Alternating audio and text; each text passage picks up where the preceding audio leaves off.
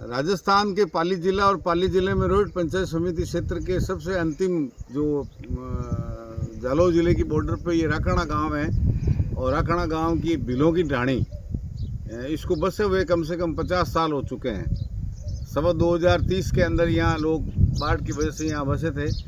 मैं कैमरामैन से कहूँगा ये पीछे मकानों के सबके फोटो ले पूरा ले रहे हैं।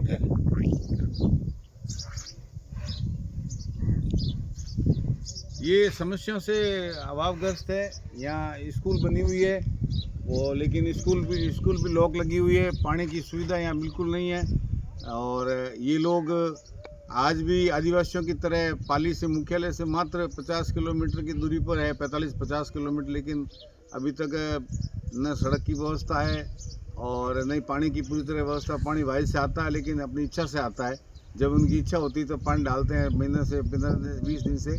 और जहाँ तक बरसात के समय इनको राकाना गांव जाने के लिए हाथ में जूते हाथ में लेकर जाना पड़ता है। न मोटरसाइकिल चलती है न ट्रैक्टर चलते हैं और रास्ते का कच्चा रास्ता बना हुआ है।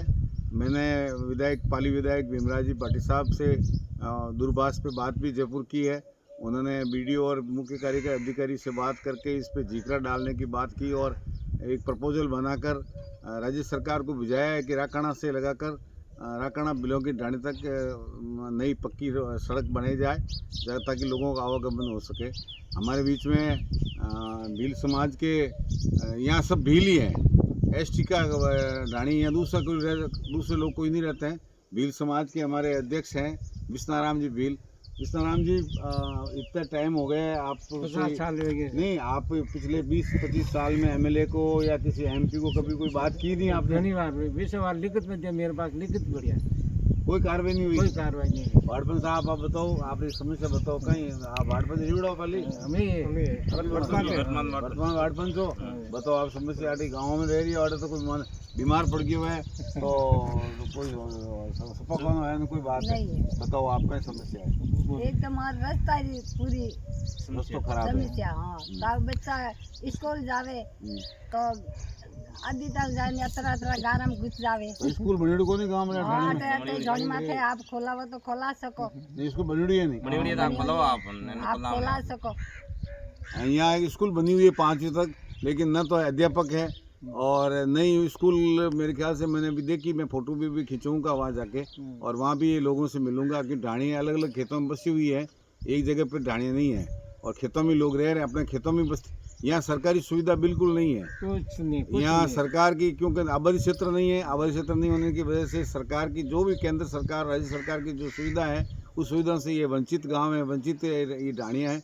और स्कूल जो बंद पड़ी है, न वहाँ अध्यापक है न बच्चे, वहाँ पर बिना अध्यापक बच्चे कहाँ जाएंगे, ताले लगे हुए हैं। 40 बच्चे और 40 बच्चे पैदल यहाँ से 3 किलोमीटर पैदल राकाना जाकर वहाँ अध्ययन कर रहे हैं। ये दयनीय स्थिति है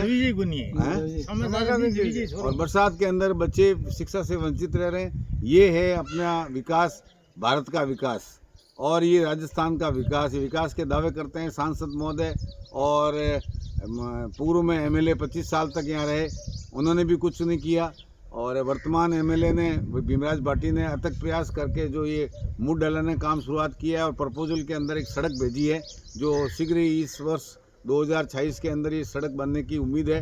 और भी मैं विधायक साहब ने जिस ढंग से पिछले 3 साल में पूरे क्षेत्र के अंदर रोड क्षेत्र में सड़कों का जाल फैला दिया है, इतनी अपने विधायक कोष से 5 करोड़ की सड़कें और सरकार की तरफ 23 करोड़ प्रति वर्ष सड़कों में खर्च कर रहे हैं और पूरा ठीक सावणता से लगाकर कुलथाना तक और देवान तक इन्होंने सड़कों का जो काम किया है उस सड़क के अंदर इन्होंने एक प्रपोजल बिलों की ढाणी का भी भेजा हुआ है। वो शायद इस वर्ष पास हो जाएगा तो अगले वर्ष यहाँ सड़क भी मिल जाएगी, लेकिन अभी तक अभावग्रस्त ये क्षेत्र है। यहाँ लोग अभी तक हैबिचुअल हो चुके हैं, अपनी मोटरसाइकिल से खेतों से कच्चे मार्गों से आना जाना कर रहे हैं और लोग अपना आजीविका जो मजदूरी है और ना यहाँ पे कोई नरेगा चलती है, ना यहाँ कोई मनरेगा चलती है, ना इनको कोई मजदूरी मिलती है, खुद ही कहीं जाके मजदूरी करते हैं, जोधपुर और कुलथाना कहीं जाके मजदूरी कर रहे हैं। तो मेरे जिला प्रशासन से मांग है कि अभी फ़िलहाल जब तक विधायक महोदय की सड़क पास नहीं हुए तब तक यहाँ मुड़ डालकर इस सड़क का मैं बताऊंगा सड़क की स्थिति क्या है। थोड़ी सी बरसात होने से रास्ते बंद हो जाते हैं। मुख्य कार्यकारी अधिकारी मुकेश जी और बीडीओ साहब मीणा साहब से भी निवेदन है कि आप कैसे करके नरेगा में या जो अपने पास बजट हो उस बजट के अंदर पाती का जिगरा डालकर इस सड़क को मजबूत बनाएं, ताकि लोग इसमें कम से कम इस बरसात के अंदर आना जाना कर सके, अपनी रोजी रोटी करा सके। और मैं मदन सिंह जागरवाल, भारतीय किसान यूनियन का जिलाध्यक्ष और राजीव गांधी पंचायती राज का जिलाध्यक्ष पाली, और मेरा क्षेत्र है। मैं इस क्षेत्र के अंदर आता भी हूँ, लेकिन आज मैं इस ढाणियों के अंदर पहली बार आया हूँ। मैं खुद भी पहली बार आया हूँ। 42 साल से राजनीति करता हूँ, लेकिन इस क्षेत्र के अंदर पहली बार इस ढाणियों की इस दयनीय स्थिति, और कम से कम 50 ढाणी होगी, कम से कम 50 ढाणियाँ हैं, और 50 ढाणियों के अंदर कैसे लोग रह रहे हैं, बच्चे कैसे, बड़ी बच्ची हैं, बच्चे कोई शिक्षा से वंचित हैं, सरकारी सुविधाओं से पूरी तरह से वंचित हैं। इसलिए मेरा आग्रह है कि एक बार प्रशासन इस ओर ध्यान दे। मेरे ख्याल से वीडियो साहब और दूसरे अधिकारी तो यहाँ पर, ग्राम सेवक भी यहाँ पे नहीं आया होगा कभी इस ढाणियों में। ग्राम सेवक या यहाँ का सरकारी कर्मचारी यहाँ आज दिन तक यहाँ पे नहीं आया होगा। इसलिए प्रशासन से मेरी जिला कलेक्टर साहब से भी मैं लिख के दूंगा। जिला कलेक्टर साहब निवेदन है कि प्रशासन को अलर्ट करके इस ढाणियों के लिए कुछ सुविधा उत्पन्न करें, पानी की, बिजली की।